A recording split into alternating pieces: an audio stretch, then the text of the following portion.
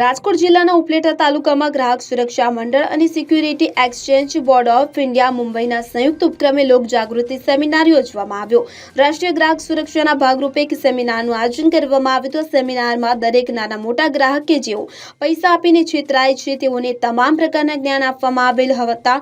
છેતરપિંડી કરનારાઓ પર કેવી સજાઓ કરાવવી તેમજ કઈ જગ્યાઓ પર આના માટે ફાયદો કરાવી અને તમામ પ્રકારની જાણકારી લોકોને આપવામાં આવી હતી। તેમજ ઉપલેટા પોલીસ સ્ટેશનના નવનિયુક્ત પીઆઈ ગોહિલ દ્વારા મોબાઈલમાં થતા ફ્રોડ અને છેતરપિંડીથી બચવા લોકોને ઉપાય બતાવ્યા હતા। સાથે સાથે આ સેમિનારમાં આવનારી ચૂંટણીને ધ્યાને લઈ મામલતદાર ધનવાણી દ્વારા નવા યુવા મતદારોને પોતાનો કિંમતી મત કોઈ પણ લોભ લાલચ કે ધર્મ જાતપાત ભૂલી વધુમાં વધુ મતદાન કરવા શપથ લેવડાવ્યા। તો ગ્રાહક સુરક્ષા મંડળના પ્રમુખ તરીકે ભરતભાઈ રાણપરિયાને 20 વર્ષ પૂર્ણ થતા રાજકોટ સુરક્ષા મંડળ અને તમામ અધિકારીઓ દ્વારા તેઓનું ફુલહાર કરી સન્માન કરવામાં આવ્યું, જેમાં ઉપલેટા મામલતદાર, ઉપલેટા પીઆઈ, જિલ્લા ગ્રાહક સુરક્ષા મંડળના હોદ્દેદારો, લોક ગાયક માલદેભાઈ આહિર સહિત રાજકીય સામાજિક આગેવાનો બહોળી સંખ્યામાં હાજર રહ્યા હતા। ઉપલેટાના મિત્રો, હું રામજીભાઈ માવાણી, માજી સંસદ સભ્ય છું। આજે અમે સૌ ઉપલેટાના નાગરિકોને એમના નાણાંના રોકાણને કેવી રીતે સલામત રહી શકે, એમના નાણાંની બચત, એમના નાણાંમાં વ્યવહારમાં કરકસર અને ક્યાં નાણાં રોકવા એમની માહિતી માટે અમે આજે અહીંયા આપણી પાસે આવ્યા છીએ। અમે સૌ security exchange board of India દ્વારા આ પ્રોગ્રામને આપણી વચ્ચે ઉપસ્થિત કરી રહ્યા છીએ। સેબી દ્વારા આજે નાણાં રોકાણકારોને એમના હક અધિકારોની માહિતી આપવામાં આવશે। આપણે સૌ જાણીએ છીએ કે આપણા પૈસા છે એ ફ્રોડ થાય છે, ઓનલાઈન ફ્રોડ થાય છે, સાયબર ક્રાઇમ બને છે અને આ બધા સાયબર ક્રાઇમને કારણે આપણે અગત્યની આપણી જીવનને મૂડી ગુમાવીએ છીએ। આવા થાય તો શું થઈ શકે?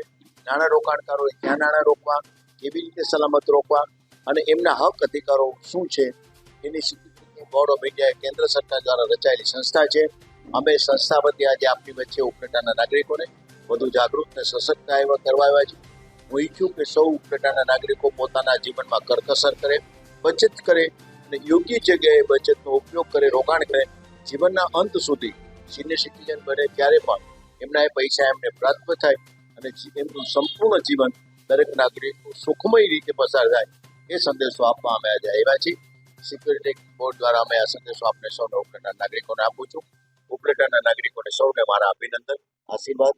સલામત રોકાણકારોને ક્યાંય પ્રોબ્લેમ થાય તો અમારી પાસે આવો શકો છો।